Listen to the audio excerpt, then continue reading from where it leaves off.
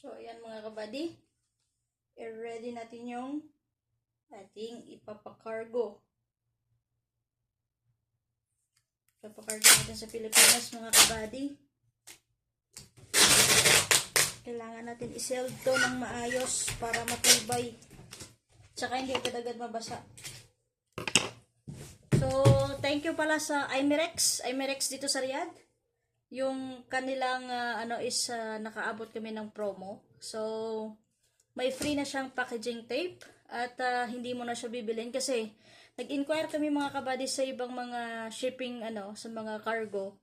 May bayad yung nila, may bayad yung packaging tape. Every packaging tape, yung iba 5 riyal, yung iba 10 riyal. So, sayang din yon. At ito yung kinuha namin ngayon, ang mega, pinakamalaki na box. Hanggang bewang ko siya. At parang kalahating metros yung niya, yung lapad niya. At ang kanilang promo mga kabady is may bulilit na box. Kapag magbibili ka ng any sizes ng mga karton nila sa Imerex, tapos mag-avail ka, bibili ka din ng bulilit na box nila, na siya? Free shipping na po ang kanilang bulilit box. Bayaran mo na lang yung karton. So, yung shipping fee niya is almost 100 riyal din. From Riyadh to Visayas. So, depende din sa location. So, malaki din yung malalagyan niya ng niya. Malaki din yung, madami din mailagay yung bulilit box niya. Kasi parang di ko alam ilang dangkal. Mga 2 dangkal yung lapad na, yung taas ng bulilit box niya. So, binili ko lang siya ng 23 riyal, yung bulilit box. Free na po ang kanyang shipping fee. At ang kagandahan dito sa Imerex mga kabady, libre ang kanilang packaging tape at unlimited yung bigat ng ipapakargo mo. Hindi siya hindi basihan yung per kilo ng cargo mo sa babayaran mo. Kasi yung iba na cargo, sila per kilo. So, maganda dito sa nakuna namin sa Imerex, unlimited na yung bigat niya. Nakadepende sa'yo kung gaano kadami ipapadala mo. So, mga 2 months din bago dumating sa sa Iloilo to. Probinsya kasi sa amin mga kabady.